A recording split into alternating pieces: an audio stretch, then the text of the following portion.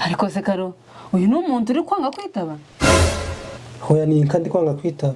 Karo inka zije zahamagara umuntu. Ariko se Karo wambare ukambwira umuntu wanze kwitaba n'ukuri.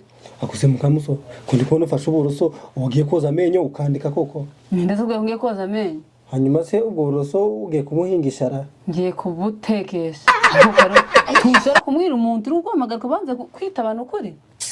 Ni Karekezi uri kumpamagana Mukamuso kandi ntago nzongera kumwitaba. Karekezi ku buryo bakanga kumwitaba mwapfuye iki we na Karekezi? Ase Mukamuso ndabona kubwiye ko ngiye kugura imodoka. Yego nise nyine ndi kumwitaba mwitaba imibiki Mukamuso. Nase kubwiye kugura imodoka no kuba utakwitaba Karekezi ikibazo bihuriye ko ntanantu bihuriye.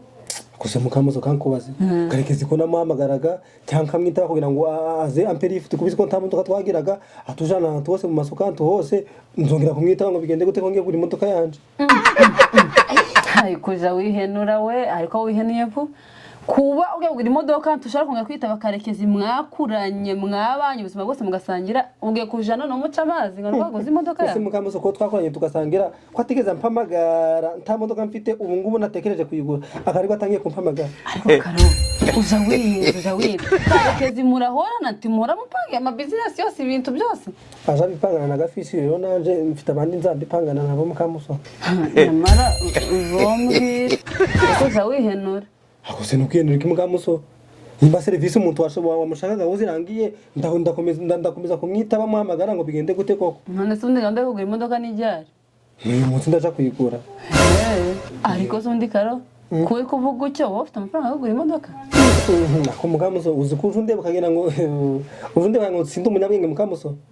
Bwavuye he? Ewe ntago wumvishe ko nari kuri telefone Mukamuso. So kurarutsa koreza sari kende. Bagose Mukamuso kugira ngo ngugusakuza ko nandi mu mishinga muri projet zubaka.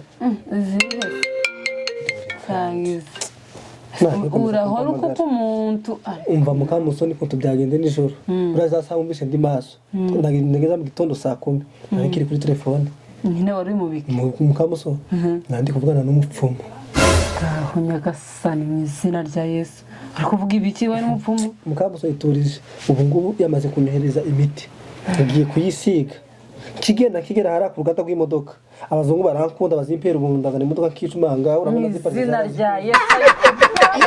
Karoro zotumansara. Ako Karo ufite ikihe kibazo n'ukuri? Kise Mukamuso. Ariko mana we. Umuntu yabaye cyumba cy'amasengesho. Ese twari kumwe ngo kwa pasiteri. None udari wagena mu bapfuma ariko Karo n'ukuri ko Imana ufite ikihe kibazo. Mukamuso kankubaze. Bibiliya ntabivuga ngo muje musenga aho musenga n'ubwenge. None se ubwenge burimo aho nubuhe bwo kuje mu bapfuma. Mukamuso nimba nandi gusaba Imana imodoka ikabicinzira ikampuza no mupfumu ugiye kumpesha amamodoka none nge namwitesha ko Mukamuso. Nzosubire kwa mama. Nzokuri n'ukuri kw'Imana ko uje uncanga ugangana k'ikigoye. Hanyuma nimara kuzana none tuzazigenda. Karo sino yigenda mo n'ukuri kw'Imana. N'umuntu twumva imiti yanje kanga gukora. Tasoni. Kubwira ningera udatanga uhamagara umbwirire Karekezi muze azi amfashe kuzi twakunda bizi ntagozi gutwara imodoka kandi ngene ningera abazungu barankunda barazimpera ubuntu.